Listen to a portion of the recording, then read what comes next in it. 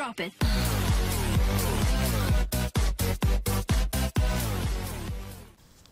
Selamat siang anak-anak.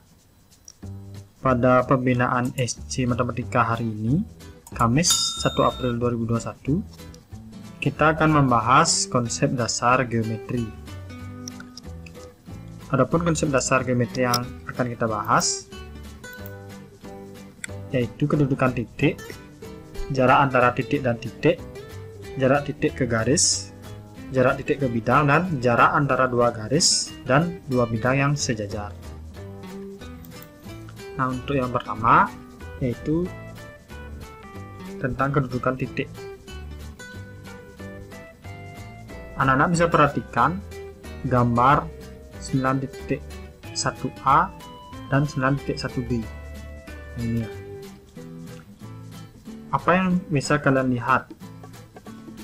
Kita dapat misalkan kabel listrik merupakan suatu garis dan burung merupakan sebuah titik. Maka dapat dikatakan bahwa tempat hinggap burung pada kabel tersebut merupakan sebuah titik yang terletak pada sebuah garis yang dapat anak-anak perhatikan pada gambar 9.1b. Kemudian silakan perhatikan di gambar 9.2a. Jika dimisalkan jembatan penyeberangan merupakan suatu garis dan lokomotif kereta tersebut merupakan sebuah titik, kita dapat melihat bahwa lokomotif tidak terletak atau melalui jembatan penyeberangan. Artinya, jika dihubungkan dengan garis dan titik, maka dapat disebut bahwa contoh ini merupakan suatu titik yang tidak terletak pada garis. Bisa dilihat pada gambar 9.2a yang di sebelah kanan. Selanjutnya, kita perhatikan gambar 9.3a dan 9.3b.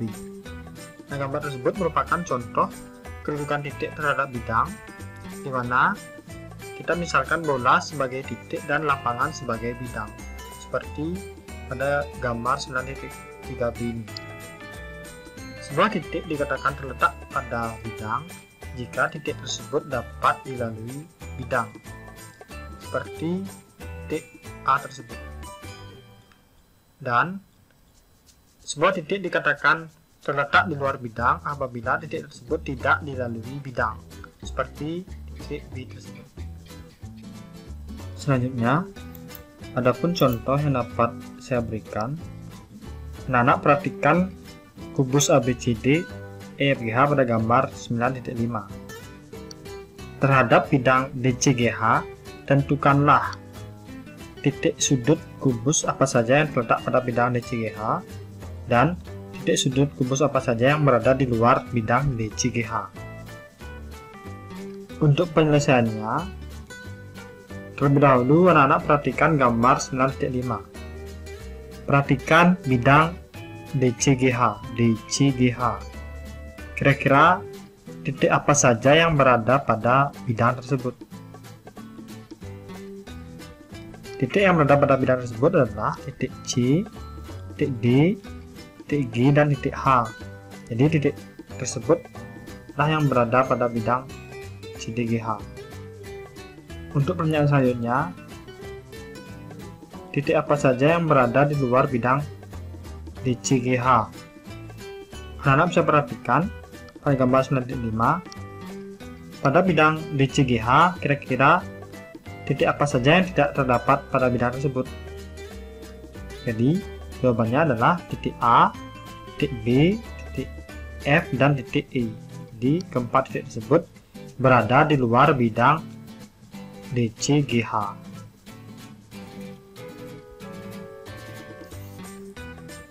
Selanjutnya, kita akan membahas terkait dengan jarak antara titik dan titik. Anak-anak bisa perhatikan gambar 9.6. Rumah Handi, Bedu, dan Cynthia berada dalam satu pedesaan. Rumah Handi dan Bedu dipisahkan oleh hutan, sehingga harus menempuh mengelilingi hutan untuk sampai ke rumah mereka. Jarak antara rumah Bedu dan Andi adalah 4 km, sedangkan jarak antara rumah Bedu dan Cynthia 3 km. Dapatkah kamu menentukan jarak sesungguhnya antara rumah Andi dan Cynthia? Nah, bagaimana penyelesaiannya? Pertama, kita dapat misalkan rumah Andi, Bedu, dan Cynthia diwakili oleh 3 titik, yaitu titik A, titik B, dan titik C. Nah, dengan membuat segitiga bantu siku ini, kita dapat memakai prinsip teorema Pythagoras, di mana pada segitiga siku-siku ACB kita dapat peroleh panjang titik AC, yaitu menggunakan rumus teorema Pythagoras seperti yang sudah saya cantumkan, sehingga kita dapatkan nilai AC itu sama dengan 5. Nah, dari hasil perhitungan ini dapat disimpulkan bahwa jarak antara titik A dan C adalah 5, sehingga jarak antara rumah Andi dan Cynthia yaitu adalah 5 km. Itulah penyelesaiannya. Selanjutnya kita akan membahas jarak titik ke garis. Anak-anak perhatikan gambar 9.11. Di sana terdapat gambar lapangan sepak bola.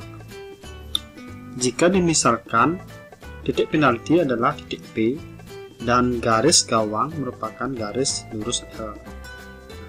Tentukan jarak antara titik P ke garis lurus L tersebut. Bagaimana caranya?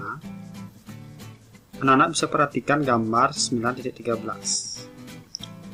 Untuk kita dapat menentukan jarak titik P ke garis L tersebut, pertama-tama kita harus menentukan proyeksi dari titik P terhadap garis L tersebut, yaitu proyeksi titik P kita misalkan dengan P aksen.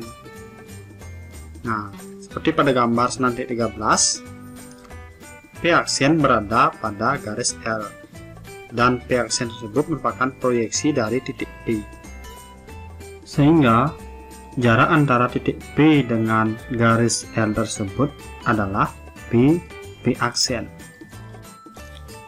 Selanjutnya ada pun contoh yang dapat saya berikan.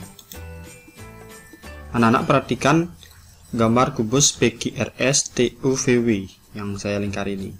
Panjang rusuknya diketahui 4 cm.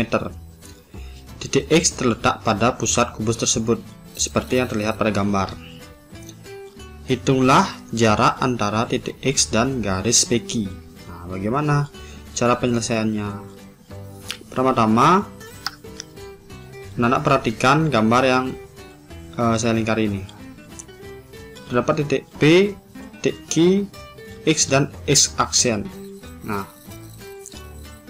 X aksen ini merupakan proyeksi dari titik X terhadap garis PQ, sehingga munculnya X aksen pada garis PQ tersebut. Jarak antara X dan PQ adalah panjang ruas garis X aksen. Nah, X aksen ini merupakan jarak dari titik X terhadap garis PQ. Nah, dengan menggunakan segitiga siku-siku X aksen Q, kita akan menentukan panjang X aksen. Perhatikan gambar yang saya lingkar ini, segitiga siku-siku X aksen Q. Nah, bagaimana cara menentukan panjang X aksen? Kita menggunakan rumus teorema Pythagoras. Pertama-tama, X aksen Q sama dengan setengah PQ. Nah, perhatikan di sini. PQ kan diketahui sama dengan 4 cm. Sehingga X aksen Q sama dengan setengah kali 4, yaitu sama dengan 2. Sementara XQ itu sama dengan setengah dikali QW. Sekarang kita perhatikan gambar kubus yang saya lingkar ini. QW itu kan merupakan diagonal ruang, di mana diagonal ruang itu rumusnya A akar 3.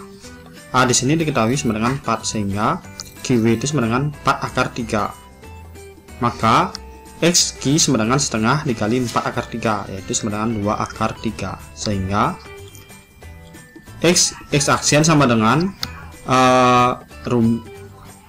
kita gunakan rumus teorema Pythagoras, yaitu XQ kuadrat dikurang X aksen Q kuadrat. Ya, jadi sisi yang terpanjang dikurangi sisi yang diketahui, sehingga didapat hasilnya X aksen sama dengan 2 akar 2. Nah, jadi jarak antara titik X ke PQ adalah 2 akar 2. Seperti itu. Oke, selanjutnya kita lanjut ke jarak titik ke bidang. Sebuah kubus KLMN OPQR memiliki panjang rusuk 6 cm seperti pada gambar 9.23. Perhatikan segitiga KLM. KLM ini yang dimaksud ya, mungkin. Tentukanlah jarak titik N ke bidang KMR. Nah, bagaimana cara penyelesaiannya? Pertama, kita sederhanakan dulu gambar 9.23 ini menjadi gambar yang seperti ini. Kemudian kita buat garis bantu, yaitu garis RT, di mana garis RT ini merupakan tinggi dari segitiga KMR. Kemudian kita buat garis NT, yang dimana garis NT ini merupakan tinggi dari segitiga KM dan N, sehingga kita dapat membuat segitiga NTR untuk dapat kita mempermudah mencari jarak dari titik N ke bidang KMR tersebut, atau yang diwakili dengan garis RT, karena garis RT ini kan garis yang berada pada bidang KMR. Cara untuk mencari jarak dari titik N ke bidang KMR, atau dalam hal ini kita dapat wakili dengan garis RT, karena garis RT ini merupakan garis yang berada pada bidang KMR. Caranya, kita tarik garis NS, yang dimana garis NS ini merupakan garis tinggi dari segitiga NTR saat sisi RT ini merupakan sisi alasnya. Kemudian kita tentukan panjang NS tersebut dengan menggunakan rumus perbandingan panjang rusuk segitiga. NT dikali NR sama dengan RT dikali NS. Nah, NT di sini diketahui 3 akar 2. Karena NT ini merupakan setengah dari sisi NL. NL ini kan merupakan diagonal bidang yang panjang rusuknya yaitu 6 akar 2, sehingga setengah dari 6 akar 2 sama dengan 3 akar 2. Kemudian NR di sini diketahui karena dia merupakan rusuk dari kubus tersebut, panjangnya sama dengan 6. Kemudian RT di sini diketahui 3 akar 6. Nah, RT di sini kan kita dapatkan dari rumus Pythagoras, yaitu NT kuadrat ditambah NR kuadrat, sehingga didapat hasilnya 3 akar 6. Kemudian NS yang akan kita tentukan panjangnya. 3 akar 2 dikali 6 sama dengan 3 akar 6 dikali NS, sehingga kita peroleh nilai NS sama dengan 2 akar 3. Jadi jarak titik N ke bidang KMR sama dengan 2 akar 3 cm. Oke, selanjutnya kita lanjut ke jarak antara dua garis dan dua bidang yang sejajar. Perhatikan gambar 9.24. Terdapat garis K, garis L, dan garis M. Garis K dan L dikatakan sejajar jika jarak antara kedua garis tersebut selalu sama atau konstan, dan jika kedua garis tidak saling berhimpit. Maka kedua garis tersebut tidak akan pernah berpotongan meskipun kedua garis diperpanjang. Kemudian perhatikan gambar 9.25. pasangan rusuk pada gambar tersebut yang sejajar pasti sama panjang. Nah, misalkan di sini rusuk PQ dengan RS itu sejajar dan sama panjang yang terletak pada bidang PQ RS. Lebih lanjut, bidang PSTW sejajar dengan bidang KRPU. PSTW dengan bidang KRPU sejajar. Jarak antara kedua bidang tersebut merupakan rusuk yang menghubungkan kedua bidang. Rusuk yang menghubungkan kedua bidang itu adalah rusuk PQ, SR atau DU, PW. Nah, itulah jarak antara bidang PSTW dan KRPU. Oke, itu saja untuk materi dasar geometri. Untuk selanjutnya, silakan anak-anak lanjut ke latihan soal.